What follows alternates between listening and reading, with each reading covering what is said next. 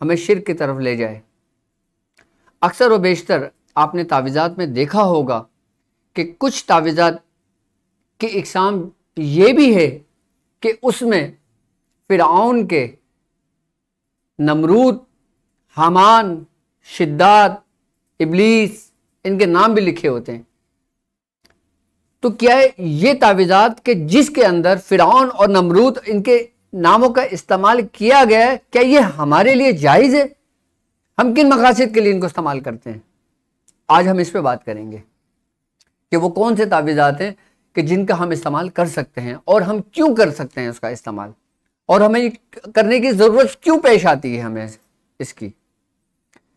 सबसे पहले मैं आपको ये बताऊं कि अगर हम नकूश की बात करते हैं, अगर हम नश्क की बात करते हैं, अगर हम तावीज़ात की बात करते हैं, तो इसकी कई इकसाम हैं।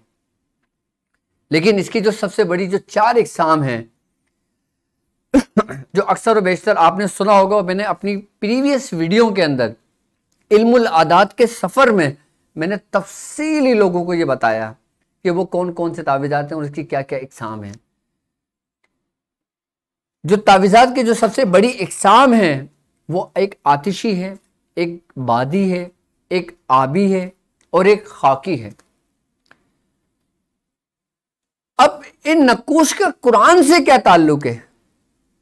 अब इन चालों का कुरान से क्या ताल्लुक है? और इन नकूश की तरतीब का कुरान से क्या ताल्लुक है? क्या हम जो नक्श लिखते हैं ये कुरान की आयतों का होता है? जी बिल्कुल। हम जैसे मिसाल के तौर पे सूरह कुरैश पढ़ते हैं। अब सूरह कुरैश को अगर हम इन हुर्फों के अददों को शुमार करते हैं और इन अददों को शुमार करके एक ख़ास तरतीब के साथ हम इसका नक्श तरतीब देते हैं तो ये हमारे लिए जायज़ है। और इसमें बाकायदा तौर पर हज़रत इमाम अहमद रज़ा ख़ान बरेलवी रहमतुल्लाह अलैह आपने भी बहुत काम किया है इस पर। शमा शबिस्तान रज़ा के अंदर आपसे मंसूब बहुत अमाल इसमें मौजूद हैं, बहुत नकूश और बहुत तावीज़ात इसमें मौजूद हैं।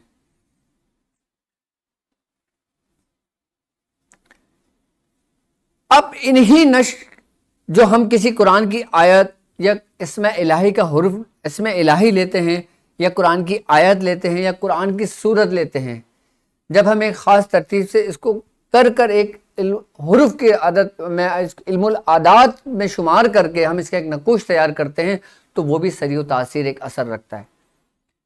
क्योंकि अगर इल्मुल आदत के सफ़र की अगर मैं बात करता हूँ तो वीडियो हमारी तवील हो जाएगी। अभी हमारा जो टॉपिक है ये तावीज़ात के ऊपर है। ये तावीज़ात इसीलिए करार दिए गए हैं, इसीलिए इसके इल्मुल आदात में इसको हम तरतीब बुजुर्गान दीन ने दी है ताकि इन आयतों की, इन कुरान की हुर्फ की और कुरान की सूरतों की बेहुरमती ना हो। अब जैसे एक शख्स को अगर आप कुरान की कोई सूरत आप दे देते हैं, आप उसको कहते हैं कि इसको पर्स में रख लो, अब वो शख्स वॉशरूम में भी जाता है, अब वो शख्स किसी ऐसी जगह से भी गुजर होता है, कोई जगह पाक और नापाक भी होती है, तो उसमें फिर डर होता है कि वो कहीं गुनाह में शामिल ना हो, कहीं वो गुनाहगार ना हो वो शख्स।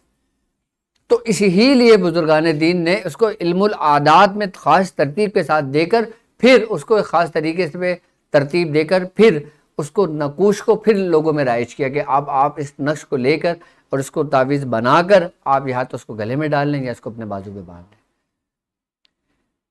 लेकिन तावीज़ात से बेहतर कुरान को पढ़ना है, कुरान को समझना है, ये चीज़ देखना है कि हमने कुरान से अगर हमने शिफा लेनी है, कुरान से अगर हमने फैज़ लेना है, कुरान को अगर हमने समझना है तो हमने सिर्फ तावीज़ की हद तक नहीं रहना है।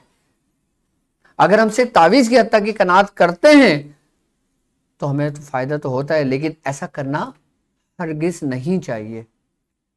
क्योंकि जो कुरान आप पढ़ते हो उसका एक असर होता है, उसकी एक तासीर होती है, और जो लिखकर आप गले में डाल देते हो ये उन लोगों के लिए होता है कि जो कुरान पाक नहीं पढ़ सकते। जैसे एक बच्चा है, 9 साल का बच्चा है, 8 साल का बच्चा है, उसकी हिफाजत के लिए अगर सूरह कुरैश लिख के आप उसे गले में डाल देते हो तो उसमें कोई कबाहत नहीं है।